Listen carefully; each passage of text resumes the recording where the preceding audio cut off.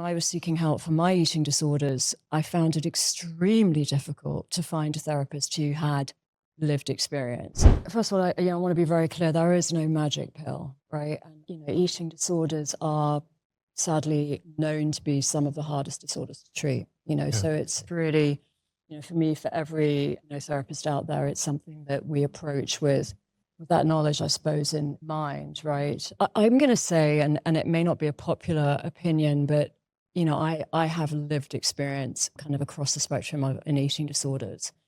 And I think that makes a huge difference, in particular, as it does with addiction and trauma. But, when I was seeking help for my eating disorders, I found it extremely difficult to find a therapist who had lived experience. And a lot of the methodology that we see in the eating disorder space, rightly or wrongly, because there is very good evidence to suggest some of this methodology does work, right, is very much based around, and has to be in severe medical cases, around food and the, nutrition and the management of that.